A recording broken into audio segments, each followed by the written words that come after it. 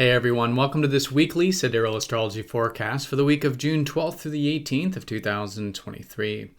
All right, so this week we have a new moon towards the end of the week on Saturday and Sunday. And so we are ending the lunar month here this week. And as we do approach the weekend, it is good to let those energies die down a bit, do a bit of a reset so we can notice those new beginnings around the corner. In terms of the aspects, we do have a couple, really just one sign change. Mars is going to go into more expressive Leo, which is a much more comfortable place for our assertive and initiating side. So that's going to be around the Thursday time period. Also around Thursday, we do have Mercury squaring Saturn. So there could be a bit of a heavy mind or communications that we can work with productively or with discipline. With that Saturn. But Saturn is going retrograde here this week, just before that new moon on Saturday. And so when it does come to the things we are being productive with in life, and maybe the things that we have been putting time and perseverance and discipline into for the past over 8 months roughly, this is a good time to start to maybe reflect on some of this energy, go back, redo some of it, and we could notice a bit of a shift with that here around the weekend. All right, so along with that, the sun will be squaring up to watery Neptune just after the new moon and part of the new moon on Sunday. And so maybe a good weekend for, again, getting into this lowest energy of the lunar cycle, to sit with it, see what new does arise, but maybe set some intentions for spirituality, some receptivity, some of that intuitive energy that Neptune's all about. All right, so let's go and take a look at all of this here in more detail when we return.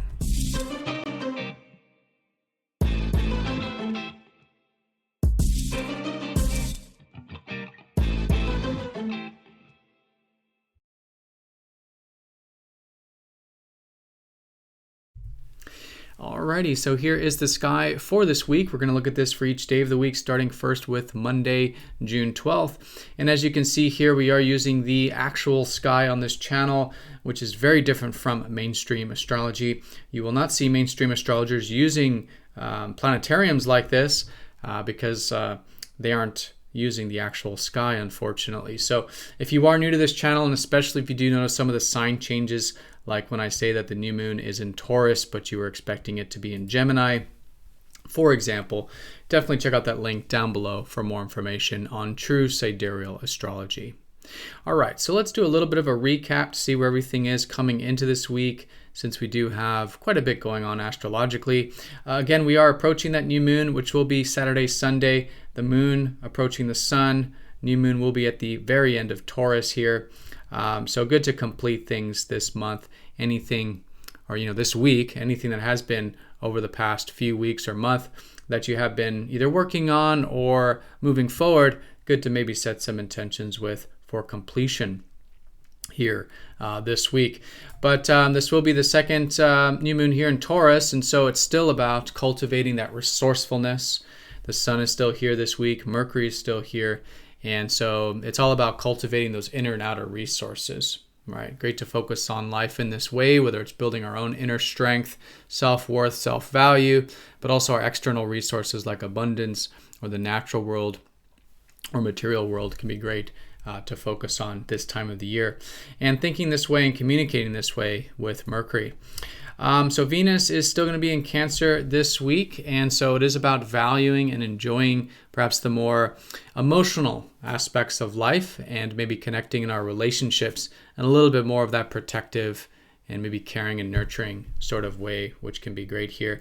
But Mars is going to be finishing up Cancer this week. Around Thursday, we'll be getting closer to Leo, and which is a much more comfortable placement for Mars. Mars is said to be debilitated in Cancer, and obviously him going into a fire sign that's very similar to his fiery energy is much easier. And so this deals with the assertive side to ourself, going from the protective Cancer side of things into the more expressive and playful and fun-loving side of things, when again it does come to action and taking initiative and asserting ourselves in life. All right, so let's go ahead and break this down each day of the week, starting with Monday. As you can see here with the aspects, as I was saying in the intro, a lot of the energy is concentrated towards the end of the week. And I don't mean energy as in heightened energy, I just mean astrological events, which means maybe shifts and changes along our life path, basically. Because again, the new moon is the lowest energy of the lunar cycle, and so that is, as we're approaching that over the weekend, as we approach that new moon that is on the weekend, it is completing, it is finalizing, the energies are dying down there. But on Monday and Tuesday, we do have that watery energy because the moon will be in receptive Pisces. And so these first couple days of the week, good to get in touch a little bit with our soul. Maybe, do things that are more spiritually fulfilling or soul fulfilling in our life. And anything, of course, that externalizes that, such as spirituality or imagination or intuitive things, or just getting a little bit of peace and rest in life, I think can be especially good. Really, again, all week, but Monday and Tuesday does have that emphasis with the moon there in Pisces. Okay, once we do get to Wednesday and the early part of Thursday, the moon will be in active Aries.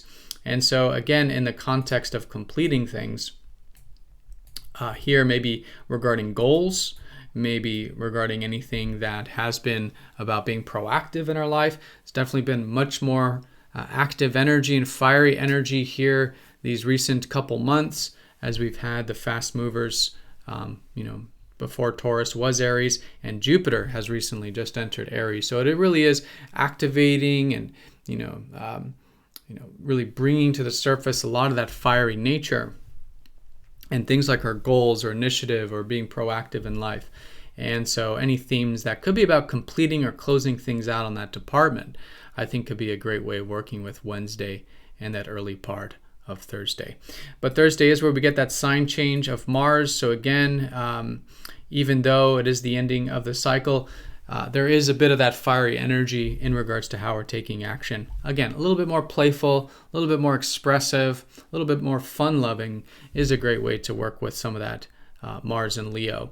And we could notice that subtle shift as we get into next week. Do give it time. Mars is a slower moving planet, but there is that transition starting around Thursday. Okay, we do have an aspect on Thursday. Mercury will be squaring Saturn, so when it does come to our minds and communications, there could be a bit of that heavier energy to work with constructively. Sometimes with squares to Saturn like this, we might be viewing life in a very realistic way, sometimes too realistic to where it becomes dense or heavy. So it is good to look at things realistically and have that perspective, but seeing how it can be implemented constructively. It's a great time for thinking about long-term things in life, what takes time, patience, and perseverance. And maybe if there's some things to work on in terms of learning, studying, writing, anything communication-based is great. And even just, studying in general, anything mental is great there as well. So mind and communication matters, just taking a little bit of a patient approach, a little bit of a test of that patience probably with some of those things. But any intention towards the long road is a great way of working with those squares to Saturn. Okay, once we do get to the later part of Thursday, that's really getting into, again, the ending phase of the cycle as the moon will shift into Taurus, the constellation, where we did have the last new moon, but also this one coming up as well. So good to, again, complete and finalize things, and especially in the context of that resourcefulness that we've been cultivating this month, those inner and outer resources. And so good to complete, do a bit of a reset, maybe do some clearing, because Saturday and Sunday is that new moon, and it is a great time to maybe set some new intentions. In order for new things to arise, we do have to be willing to clear.